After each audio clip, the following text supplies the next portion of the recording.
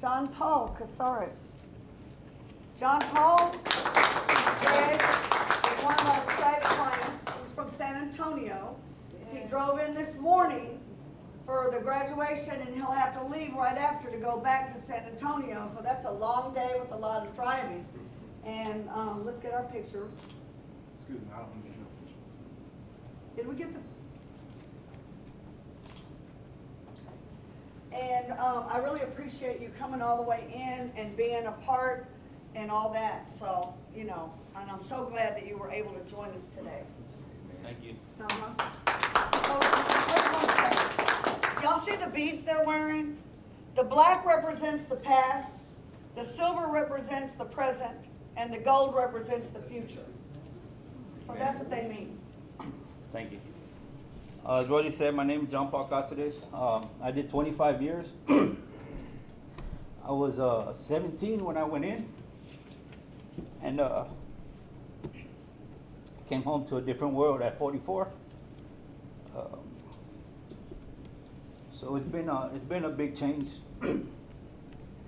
One thing that I had hard trouble dealing with was coming home and my family still thinking I was 17. They still thought I was 17. They still thought I was making the immature decision that I was making. And I called Rosie and Carl bawling, not, just telling them my family don't understand. I'm saying, what do I do? You know what I'm saying? They still think I'm 17. I had a plan, but my parents, my family, they never knew that I had a lifeline, that I was able to talk to people that can relate to my situation. Coming home, they don't know about prison. They don't know about the prison life, the prison mentality. The way we think in there is totally different from the way people think out here. And I'm still learning. I'm still learning how to use a phone. I'm still learning how to tolerate certain people. When in prison, you handle it and tolerate it a different way.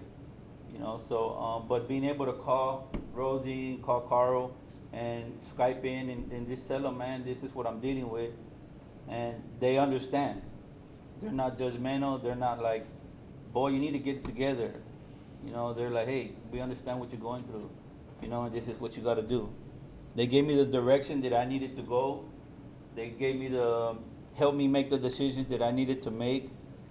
For one example was, I was out maybe 2 months, and I bought a car. I bought a CTS Cadillac for $4,600 with 40,000 miles on it. And my mom went ballistics. She was like, why did you buy a car? You want to buy a car so you can just go back to the streets and I'm like, a car it's a necessity. It's not a luxury. You wake up at 6 o'clock in the morning and drive me to work. You don't have to wake up at 6 o'clock in the morning. I can drive myself to work. And I don't know if you remember when I called you and told you that. And, she was just like, be patient with her. I don't have no kids. And Rosie was like, do you have a kid? No. Well, then you don't understand what a mother goes through. You don't understand what your mother is thinking. So I had to put my shoes or put her shoes on and understand that. And I learned that through Rosie.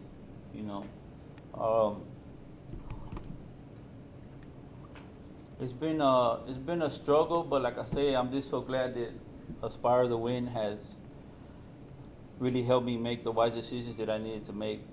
I'm on my own now. I started a business. It's a cleaning business. We go and clean offices. I also got a day job. I work from 6 to 5:30.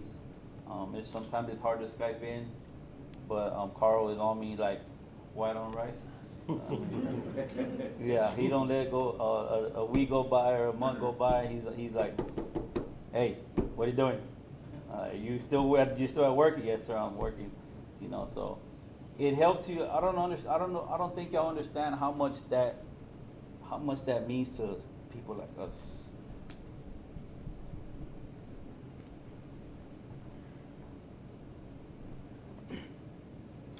To have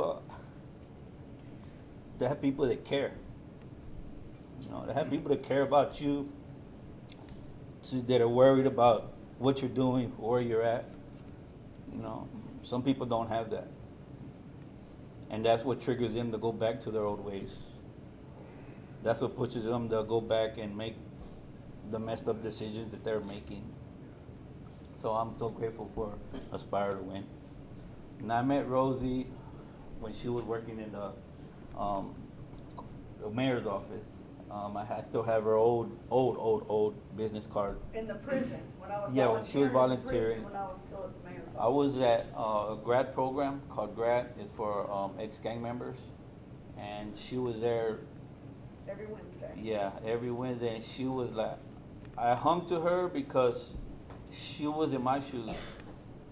You know, the story she gave me, it was like she knew what I was going through. She knew where I've been at, where everybody else couldn't understand that.